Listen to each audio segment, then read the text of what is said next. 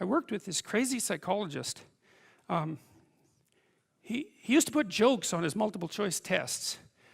He was a really eccentric guy, but I really liked his courses. He taught a course on creativity, and he was also a prison psychologist. And he was an eccentric guy, and he, for some reason, liked me, and maybe because I was eccentric too. And he invited me to go out to the Edmonton Maximum Security Prison with him a couple of times, which I did. And that was a very interesting experience because I was trying to figure out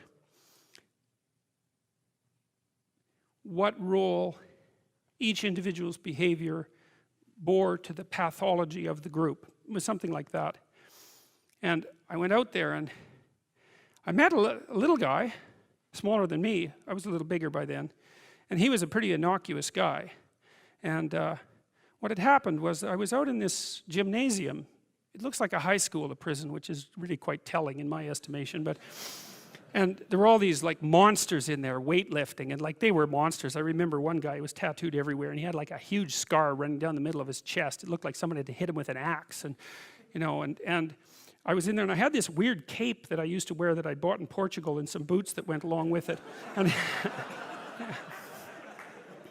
yeah, it was like an 1890s Sherlock Holmes cape, and it was really like it was from the 1890s because this little village was up on a hill. It was a walled city on a hill, and they sold these things, and I don't think they'd changed the style since 1890, and so I thought they were really cool, and so I was wearing that, which wasn't perhaps the most conservative garb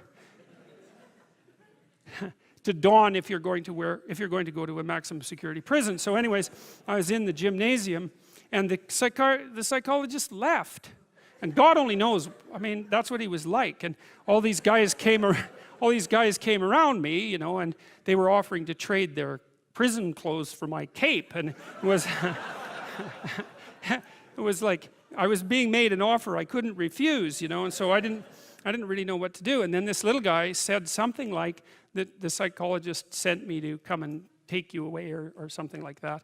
And so I thought, well, better this little guy than all these monsters. So we went outside the gym through some doors, like school doors. We went outside the gym into the exercise yard, I guess, and we were wandering along, and he was talking to me, and he seemed like a kind of an innocuous guy. And then the psychologist showed up at the door and motioned us back, and so, which was kind of a relief. And so I went into his office, and he said, "You know that guy that you walked out in the yard with?" And I said, "Yeah." He said, he took two cops one night, and he had them kneel down, and while they were begging for their lives, he shot them both in the back of the head.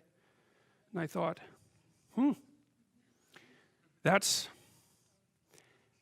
see, the thing that was so interesting was that he was so innocuous, right? Because what you'd hope is that someone like that would be very much unlike you, let's say, and certainly wouldn't be like someone innocuous that you'd met. What you'd want is that the guy would be like, half werewolf and half vampire, so you could just tell right away that he was a cold-blooded killer. But no, he was this sort of ineffectual little guy who was certainly not ineffectual if you gave him a revolver and the upper hand. And so that made me think a lot about the relationship between being innocuous and being dangerous. And then another thing happened. I met another guy out there, and then a week or two later I heard that he and a friend of his had held another guy down and pulverized his left leg with a lead pipe, like just pulverized it. And the reason for that was that they thought that he was a snitch, and maybe he was. And that time I did something different. Instead of being shocked and horrified by that, although I certainly was, I thought, how in the world could you do that? Because I didn't think I could do that. I thought that there was a qualitative distinction between me and those people.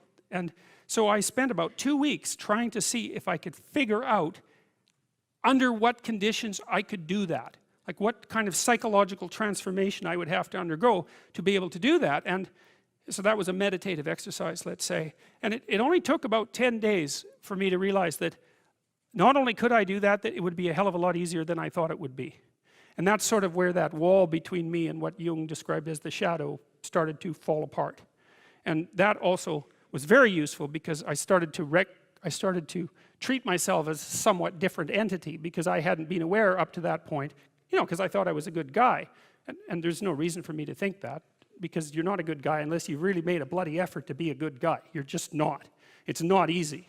And so you're probably a moderately bad guy, and that's a long ways from being an absolutely horrible guy, but it's also a long ways from being a good guy. And so, but I had a little more respect for myself after that, because I also understood that there was a monstrous element to the human psyche that you needed to respect, and that was part of you, that you should regard yourself in some sense as a loaded weapon. It's very useful around children to regard yourself as a loaded weapon, because around children you are a loaded weapon, and the terrible experiences that many children have with their parents are testament to that.